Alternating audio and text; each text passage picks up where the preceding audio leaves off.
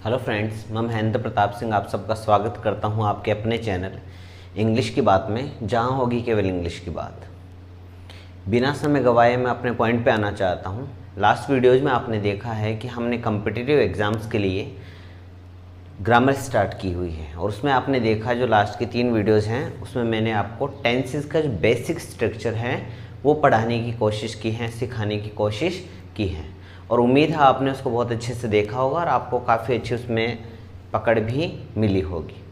अब आते हैं अपने नेक्स्ट पॉइंट पे। लास्ट वीडियो में हमने देखा present tense and past tense, और आज हम देखेंगे अपना फ्यूचर टेंस। फ्यूचर टेंस की बातचीत अगर हम करें तो ये बहुत ज़्यादा इजी है।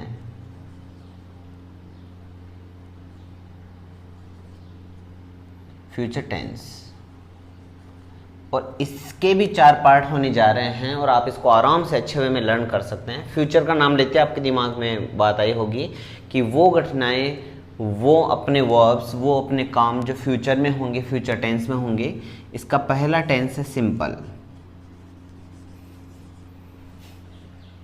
Future simple, okay.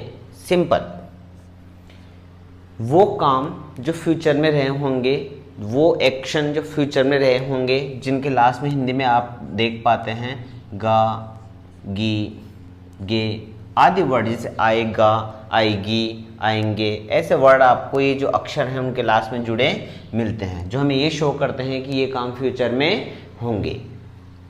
बातचीत करें इसके बेसिक स्ट्रक्चर की तो बहुत सिंपल है। अगर हम इसके अफर्मेटिव की बातचीत करें,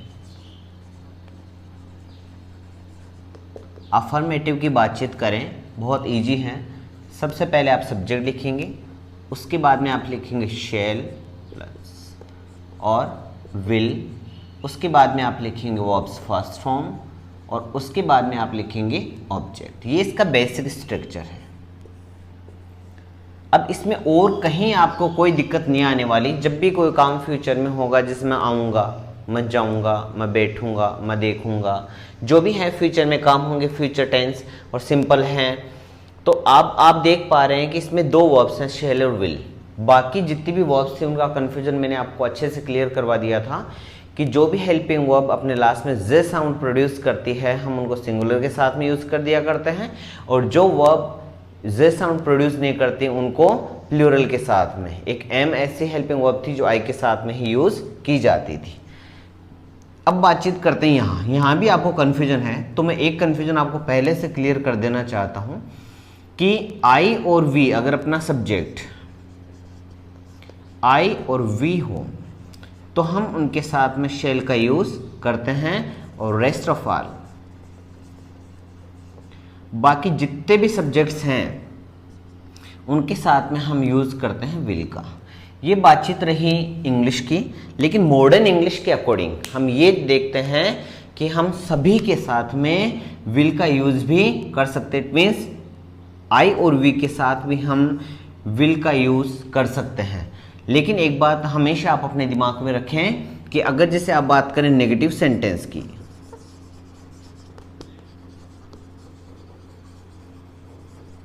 नेगेटिव सेंटेंस का अगर आप स्ट्रक्चर देखेंगे तो उसमें सब्जेक्ट, अब आप आराम से मेरे साथ में इसको बना पाएंगे, सब्जेक्ट, शैल, विल, और अब आपको पता है कि 3rd प्लेस पे नोट आता है। आप बहुत तेज हो चुके हैं ये स्ट्रक्चर बनाने में। उसके बाद में वो आपकी फर्स्ट फॉर्म आनी है और उसके बाद में ऑब्जेक्ट आना है। अब बातचीत करें अगर इस शैल और विल की बातचीत, तो केवल मैंने कहा कि आई और वी के साथ में शैल का यूज़ करते हैं, बाकी सबके साथ में विल का यूज़ करते हैं, और फिर उसके बाद में एक बात कही कि हम आई और वी के साथ में विल का यूज़ भी कर सकते हैं, लेकिन केवल एक अफर्मेटिव में, और केवल नेगेटिव जो सेंटेंस के स्ट्रक्चर हैं उन्हें हम इनका यूज़ कर सकते हैं इंटरोगेटिव, और इंटरोगेटिव नेगेटिव में आप आई और वी के साथ में शैल का ही यूज़ करेंगे और बाकी सबके साथ में विल का यूज़ करेंगे।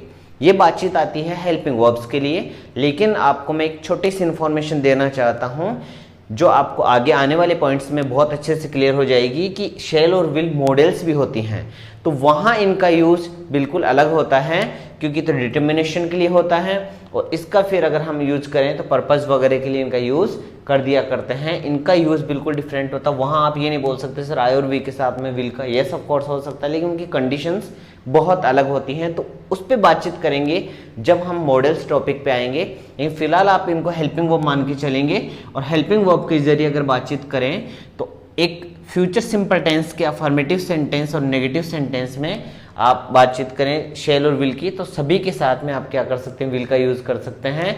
लेकिन जैसे इंटरोगेटिव सेंटेंस आएगा या इंटरोगेटिव नेगेटिव सेंटेंस आएगा, वहां आपको इन रूल्स का फॉलो करना है कि सब्जेक्ट अगर आई और वी हो तो आपको शैल का ही यूज करना है, और बाकी जितने भी आपके सब्जेक्ट्स आते हैं उनके साथ में आपको विल का यूज करना है। अब आप देखेंगे she will go to teach. एक सेंटेंस ये है, आप इसको ये भी लिख सकते हैं I will go to teach. आप इसको यूँ भी लिख सकते हैं सर शी के साथ में आपने विल का यूज़ किया है, आई के साथ में आपने विल का यूज़ किया है, Ram will not play with me. ये भी सेंटेंस सही है। और अगर आप बातचीत करें we will not play amaze, या और आप लिख सकते हैं विद मी। इट मीन्स ये दोनों ही सही मानी जाएंगी कि सभी सब्जेक्ट्स के साथ में विल का यूज कर सकते हैं, वह शर्ते सेंटेंस का जो स्ट्रक्चर है वो अफर्मेटिव हो या नेगेटिव हो। उम्मीद है ये चीज़ आपके अच्छे से समझ में आ गई होगी। अगर हम इनके इंटरोगेटिव सेंटेंस की बातचीत करें तो अब आप मेरे साथ साथ में बोलते जाएंगे और बनाते जाएंगे। मैं आपको फिर से याद दिलवा देना चाहता हूँ, अभी अपने जो बेसिक स्ट्रक्चर है उनकी लास्ट क्लास है, कल से अपने इनके करेक्ट फॉर्म द वर्ब्स के इनके जो एडवर्ब्स हैं उनके रूल स्टार्ट होने जा रहे हैं, और वो आपके एक एडवांस लेवल के रहेंगे जो आपके कंपटीशन लेवल पे पूछे जाते हैं, और उनके बाद में आपका एक भी क्वेश्चन इसमें से गलत नहीं होगा। लेकिन प्लीज़ आपसे रिक्वेस्ट है जो बिगिनर्स हैं वो इसको अच्छे से देखें ताकि आपके आगे आने वाले रूल्स बहुत अच्छे से क्लियर हो पाएँ। आप इसका अगर फ्यूचर का जो सिंपल टेंस है और उसका अगर इंटरोगेटिव सेंटेंस बनाना चाहें तो आप लिखेंगे शैल विल, क्योंकि आपको पता है जब भी सेंटेंस को इंटरोगेटिव बनाना हो सब्जेक्ट से पहले आप हेल्पिंग वर्ब को ले आएंगे। शैल will subject, verbs first form and after that object. समझ में आ गया होगा क्वेश्चन मार्क। उसके बाद में अगर आप नेगेटिव इंटरोगेटिव नेगेटिव की बातचीत करें तो वो भी बहुत इजी हैं। आपको पता है कि शैल विल को आप पहले ले आएंगे, उसके बाद में आप सब्जेक्ट लिखने जा रहे हैं, और थर्ड प्लेस पे आपको पता है नोट लिखेंगे, फिर फर्स्ट फॉर्म और उसके बाद में ऑब्जेक्ट क्वेश्चन मार्क। बस अपने दिमाग में एक बार डाल लीजिएगा कि यहाँ आई और वी जो आपका सब्जेक्ट होने जा रहा है उसके साथ में आप शैल का यूज़ करेंगे, और rest of the subject rest of all उनके साथ में आप यूज कर देंगे विल का। उम्मीद है ये चीज़ आपको बहुत अच्छे से समझ में आ गई होगी। आप इसका एक स्क्रीनशॉट ले सकते हैं ताकि हम आगे बढ़ें।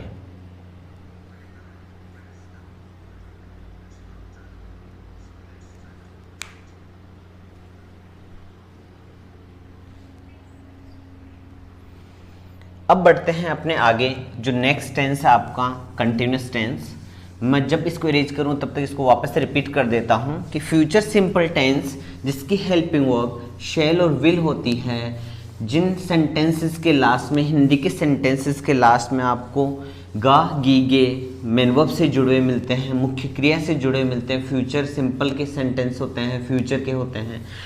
हेल्पिंग वर्ब आपको मिली थी शैल और विल, जिसका हमने यूज़ बताया। अफर्मेटिव एंड नेगेटिव सेंटेंस में आप यूज़ कर सकते हैं विल का, but if you get interrogative and interrogative negative sentence, then if you get I and we as a subject, then you will use their shall, and rest of all subjects will followed by will। बाकी सभी subjects के साथ में आपको will का ही use करना है। उम्मीद है ये चीज़ आपको बहुत अच्छे से समझ में आ गई थी। अब चलते हैं फ्यूचर कंटिन्यूस टेंस की तरफ।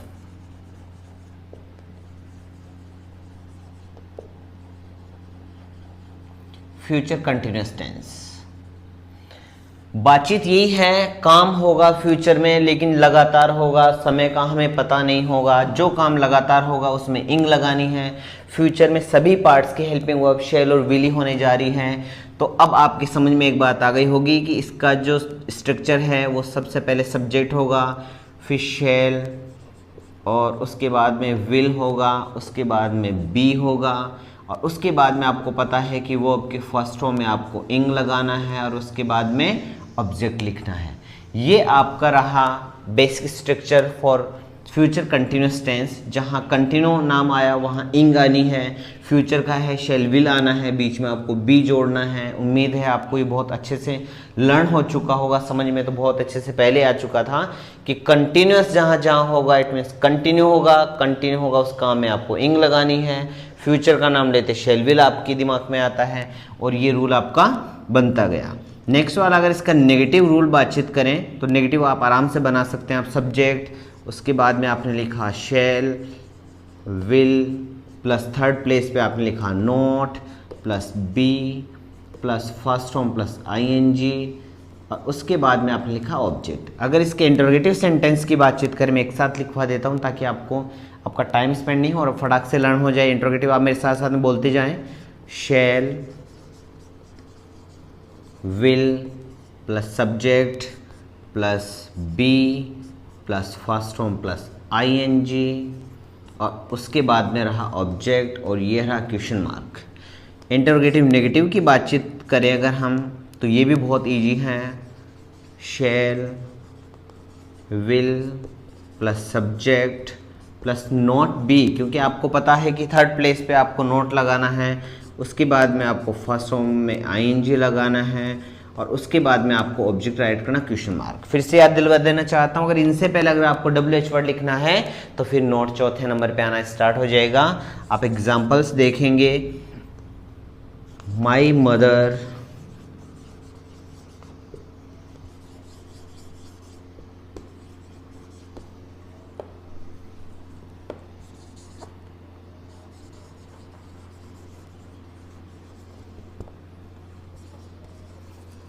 Will be singing a song.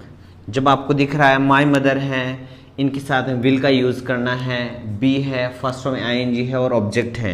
Negative की बात करें, he will not be teaching in that school. तो आपके समझ में आ गया होगा कि ये नेगेटिव सेंटेंस है। थर्ड प्लेस पे आपने नोट लिखा है, काम फ्यूचर में लगातार हो रहा था इसलिए आपने इंग लगा दिया, बीच में बी भी लगाया है। उसके बाद में अगर इंट्रोगेटिव की बातचीत करें, आपका इंट्रोगेटिव था वॉट, जो WH वर्ड के रूप में आया। वह क्या कर रही होगी, what will she be doing. और आगे जो भी आपका अगर है तो ठीक है, अदरवाइज आपने देखा WH वर्ड, शैल विल पहले आना है। जब भी वाक्य इंटरोगेटिव बनाना है, सब्जेक्ट आया, बी लगाया, वो आपके फर्स्ट में आईएनजी लगाई और लास्ट वाला है will he not be reading the newspaper. उम्मीद है आपको ये टेंस बहुत अच्छे से समझ में आ गया होगा। दोबारा देखेंगे, कंटिन्यूअस टेंस है, कंटिन्यूअस लगातार है, लगातार फ्यूचर में है। फ्यूचर का नाम लेते हैं आपके दिमाग में शैल एंड विल आता है। कंटिन्यू का नाम लेते हैं आपके दिमाग में वर्ब के फर्स्ट में आईएनजी आता है और इन दोनों के बीच में आपको बी का यूज़ करना है। नेगेटिव इंटरोगेटिव, इंटरोगेटिव नेगेटिव आप आराम से बनाना सीख चुके हैं अभी तक। ये जो अपना चौथा वीडियो है और मैं फिर से बोलना चाहता हूँ कि कल से जो अपने जो है वो एडवांस इंग्लिश स्टार्ट होगी इसी के लिए, और इसमें करेक्ट फॉर्म द वर्ब्स के आपको बहुत शानदार ट्रिक्स के साथ में बताया जाएगा। कैसे एडवर्ब्स आप देख पाएंगे, कैसे आपको इसमें फिलअप करना है जो ब्लैंक्स आएंगे। आप इसकी एक स्क्रीनशॉट ले लें ताकि हम आगे बढ़ें।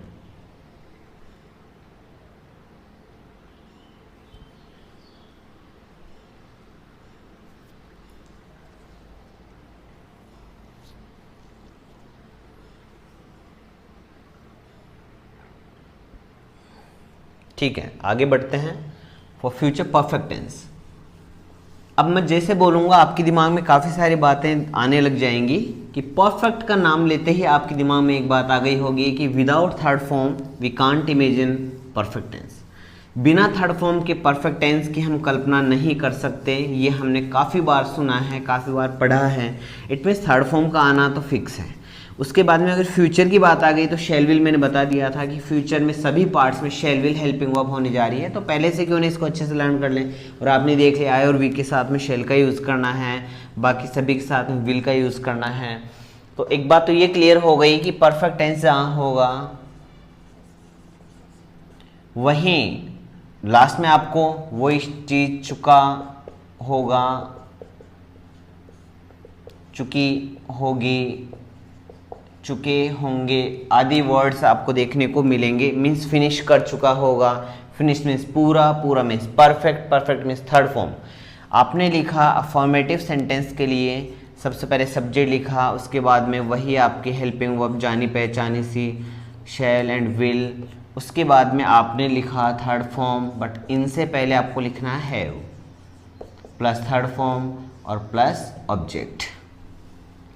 थर्ड फॉर्म परफेक्ट टेंस के लिए और इसकी जो हेल्पिंग वर्ब है शैल हैव, विल हैव, आपको समझ में आ गई होगी। नेगेटिव की बातचीत करें तो आप आराम से मेरे साथ में बना सकते हैं subject shall, will, third place पे नॉट है आपका, not, have plus verbs third form, उसके बाद में ऑब्जेक्ट। इंट्रोगेटिव की बातचीत करें तो आप शैल विल को पहले लेके आएँ, शैल will plus subject plus have plus verb third form and plus object.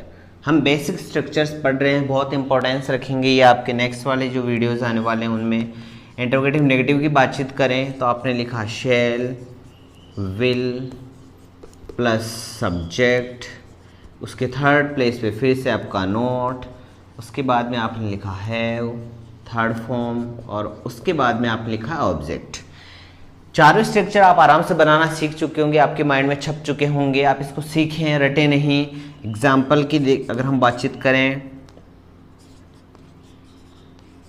Sita will have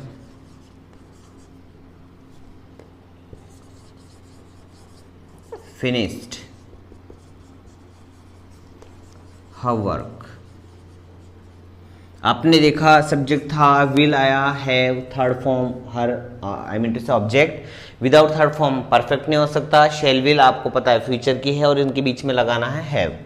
अब इसके आगे की अगर हम बातचीत करें नेगेटिव की, ही विल थर्ड प्लेस पे आपका नॉट है, नॉट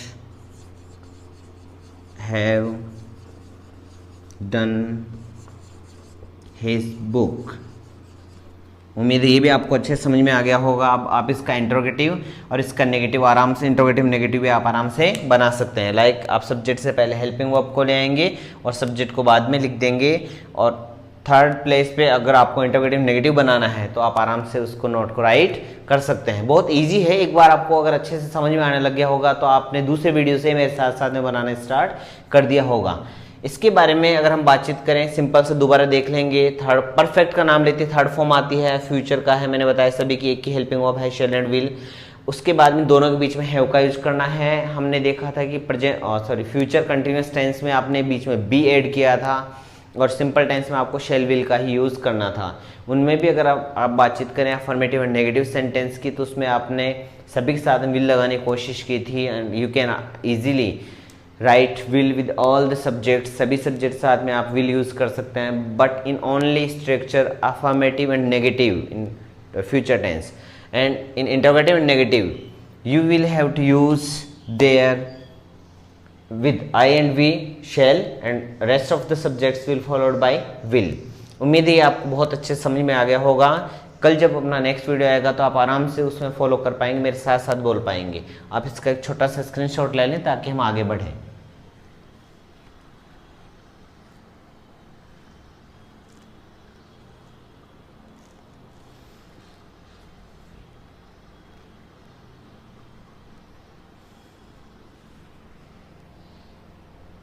आगे बढ़ते हैं। Future perfect continuous tense. जब तक मैं रेज करूँ पीछे वाला जो मैंने टॉपिक पढ़ाया है उस पर मैं बताना चाहता हूँ कि हमने पढ़ा फ्यूचर परफेक्ट टेंस और इसका सिंपल सा आइडिया है, परफेक्ट है तो थर्ड फॉर्म है, फ्यूचर है तो शेल विल है, आई और वी है तो शेल हैं, बाकी सब साथ में विल हैं। बीच में आपको हैव का यूज़ करना था, नेगेटिव बनाना था तो तीसरे नंबर पे आपको नोट लगाना था। बहुत अच्छे से आपके समझ में आ गया था। नेक्स्ट है फ्यूचर परफेक्ट कंटिन्यूस।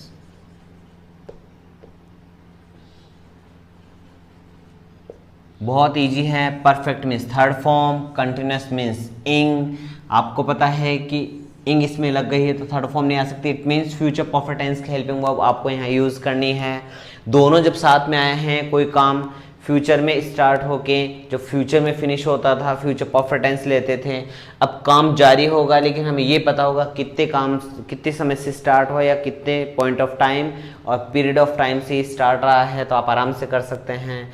इसका आप देखेंगे वाक्य लास्ट में वही है, से रहा होगा, से रही होगी, से रहे होंगे, कुछ ऐसे ही वर्ड आपको देखने को मिलेंगे। पॉइंट पे आते हैं। फर्स्ट रूल इसका फॉर्मेटिव है। इसमें आपने लिखा सब्जेक्ट, वही जानी पहचानी आपके helping verb shall and will, और हैव आपको यूज़ करना है क्योंकि फ्यूचर परफेक्ट टेंस की आपको हेल्पिंग वर्ब लेनी थी। अब इनके बीच में आपको बीन जरूर लगाना है और उसके बाद में वर्ब की first form plus ING plus object plus since and for plus time. Since और फॉर की कहानी आपको बहुत अच्छे ढंग से समझ में आ चुकी है।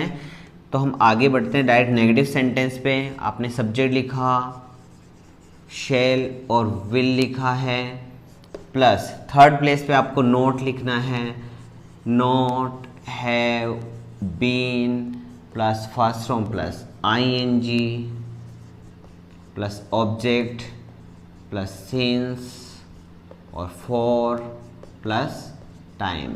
बहुत इजी है। अब मैं चाहता हूँ मेरे साथ साथ में बोलते जाएं और आराम से इंटरोगेटिव सेंटेंस भी बनाते जाएं। शैल विल को सब्जेक्ट से पहले लाएंगे, फिर हमने सब्जेक्ट लिखा है, फ्यूचर परफेक्ट टेंस की आपने हेल्पिंग वर्ब लिखी है, बीन आपने लिखा है, वर्ब की फर्स्ट फॉर्म में आपने आईएनजी लगाया है, after that object plus since and for plus time.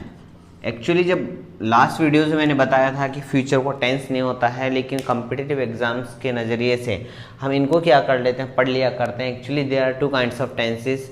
आपने लास्ट वीडियोज़ में देखा था, जब मैंने थंबनेल में ये लिखा था कि टेंस दो ही होते हैं, तीन नहीं होते। Actually there are only two kinds of tenses, present and past. ये केवल अपनी एक इमेजिनेशन है जो 95% तक एकदम क्लियर होती है, इसलिए इसको भी टेंस मान लेते हैं।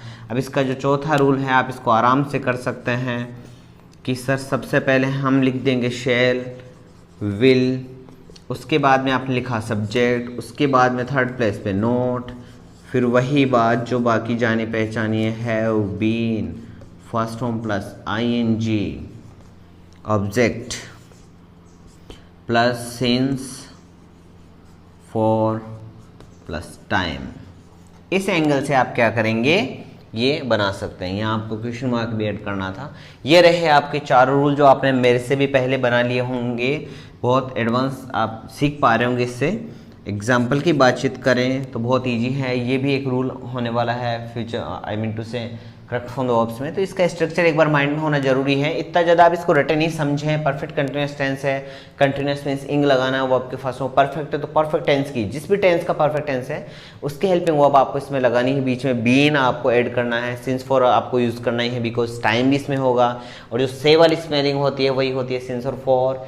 और इनका यूज़ करना बहुत ईजी है। पीरियड ऑफ टाइम है, समय अवधि है, तो आप यूज़ करेंगे सिंस का फॉर का, और अगर पॉइंट ऑफ टाइम है तो आप यूज़ करेंगे सिंस का। सीधी बात कि अगर टाइम अपने काउंटिंग पहले से दी हुई है तो आप यूज़ कर देंगे फॉर का, और अगर आपको काउंटिंग करनी पड़ रही है तब आपको यूज़ करना है सिंस का। Her father